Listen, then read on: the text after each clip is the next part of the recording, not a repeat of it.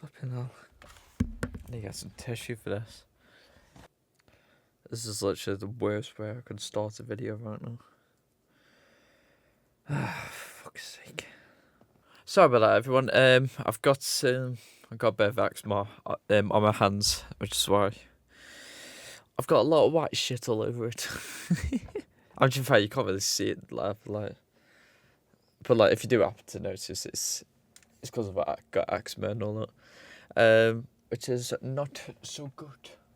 Alright, so I'm gonna do a different video that I usually do. To be honest, I don't know if this is gonna be the last time I'm gonna be recording in this room, because I'm gonna move into a different room in my house at the moment, get a bigger room. Yeah.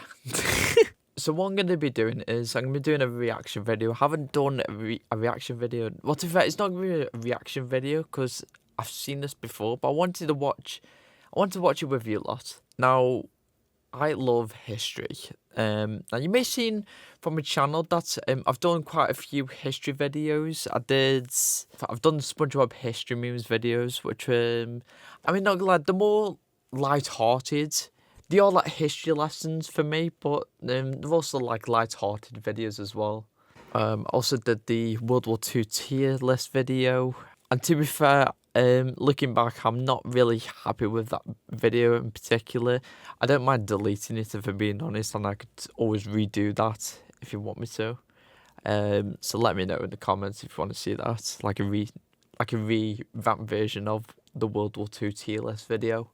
But today I wanted to do a sort of a reaction video, kinda, to this video called Titanic: A Remembrance, which is by the National Geographic YouTube channel. The Titanic is my all-time favorite topic to learn about in history. I've looked into it for years, such as the ship, the wreck, the people involved, the mistakes leading up to the disaster in total, as well as learning about the people that helped find the Titanic years later in the mid-80s. And so I want to watch this video because I think it'll be a really enjoyable watch. So let's get straight into it.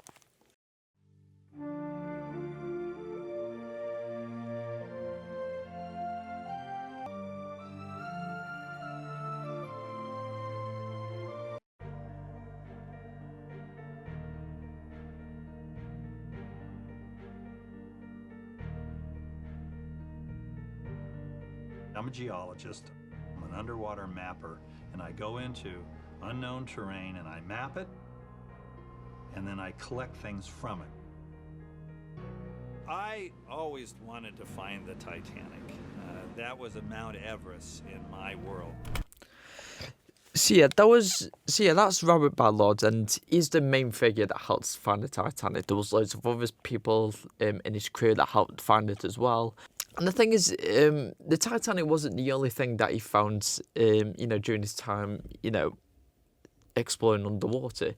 He helped find, it was some kind of boat, I don't know what type it was, but it was a boat that was once, had someone like JFK in it. Basically, John F. Kennedy was in that boat during the Second World War, because a lot of US presidents did serve during the Second World War, and John F. Kennedy was one of them. And Robert Ballard found one of his boats that he was in, which was called, I want to say the P3109, I think it's called. So yeah, let's have a look. It's Robert Ballard there, and he discovered the wreck of John F. Kennedy's PT-109 in 2002.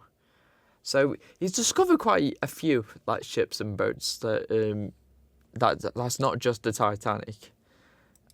Titanic's been obviously the biggest that he's done because the Titanic is such a phenomenal story. You dream up an idea, but then you have to find someone to pay for it. And the Navy really wasn't interested in the Titanic. And the only reason I could convince them to do that is if I did what they wanted me to do. Tragically, on either side of the Titanic were two nuclear submarines the U.S. Navy lost during the Cold War. The Thresher to the west of the Titanic and the Scorpion to the east. So So with these two submarines that the US lost, there was still a Cold War going on. There was obviously wouldn't be long until the Cold War would be over, which was 1991, I think it ended.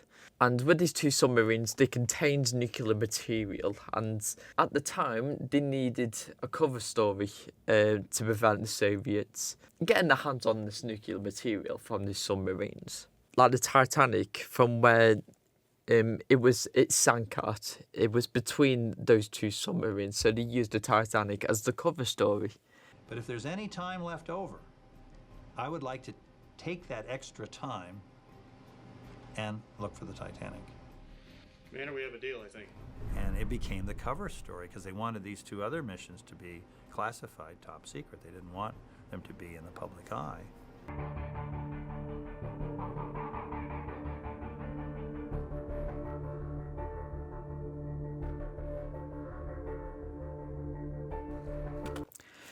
Now, the one thing we mustn't forget is that like these guys were also competing with other like ocean explorers, because it wasn't just like these two like were searching for the Titanic. There was loads of others.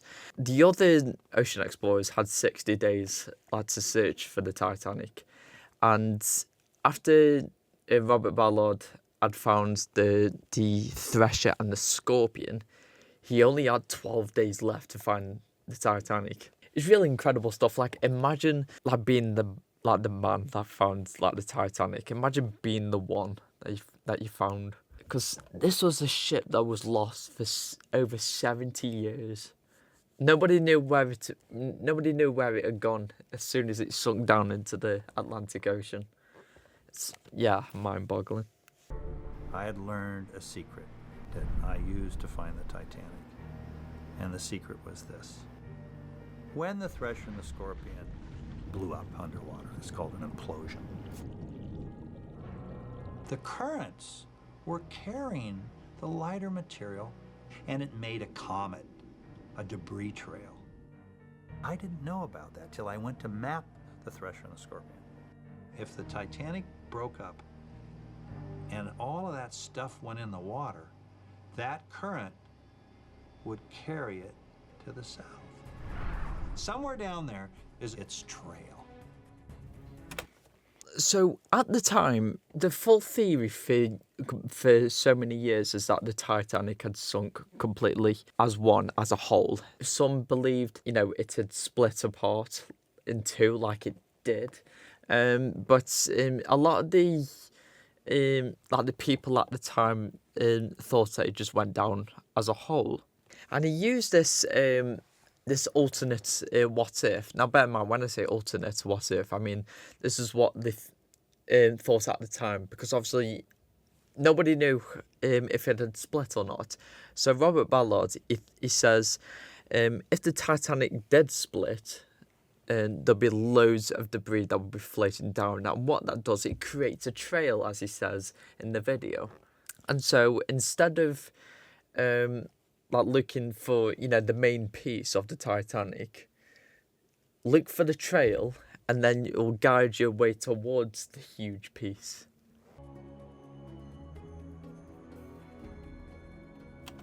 And I think some of these paintings were made by Ken Marshall. I think he made loads of paintings on Titanic over the years, as well as some paintings before it sank, during the sinking, and he did like some paintings of the wreck itself underwater.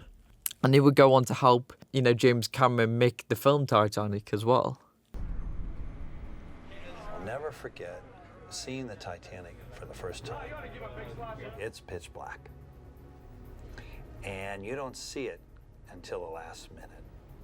It's as if someone pulls back the curtain. It comes out of this black velvet void of nothingness. I can't imagine how eerie it must feel looking through these cameras to search for this ship at the Atlantic Ocean. It's very dark, very deep. There's no sunlight at this point. There's nowhere near. It's just completely pitch black. So I find it incredible that even in the 80s they had the technology to use like as little light as they can to search for this huge ship. How I got down those 6 decks without breaking my neck, because I was sliding and sliding, and just as I came into the control van, we went over the boiler. Some more stuff coming. Look at it. That is big. And then, boom, the room exploded. It's a boiler! It's like a boiler! Yes, yes. Fantastic! All right! Someone made an innocent comment. We had, clocks in the room. They said, she sinks in 20 minutes. Because it was 2 o'clock, she sank at 2:20. And that comment, she sinks in 20 minutes, was like, oh my. I mean, it was just, here we were, dancing on someone's grave. And we were embarrassed that we were celebrating. And everyone just went silent and looked at one another. And then I said, stop the ship. Yeah, and this is what makes me really appreciate about people like Robert Ballard. He clearly has the biggest respect for those, that had fallen, during that unspeakable disaster. He knows that, I guess, him finding the Titanic helps bring the light back to future generations, because now it's embarked into the history. But also he knows that it's an importance of a remembrance, because this is a gravesite, and Robert makes it very clear that it should be respected, and I think he should be given way more credit than he is given for these actions. We had a memorial service. We realized we were there. It was no longer lost. It was right beneath us. And it was like you could hear the life people in the water. You were at the very, very, very spot. There's the object, but then there's the spot. And the ground speaks. And it did.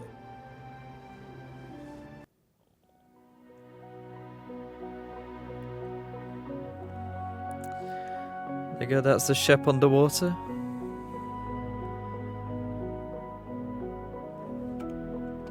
I think about that photo that was taken in Belfast, if I can remember.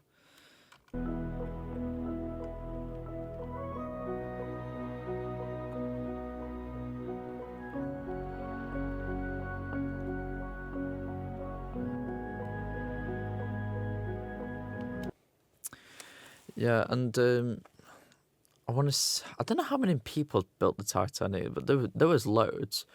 I want to say about 500, and 3 men actually died during the construction of this wonderful ship.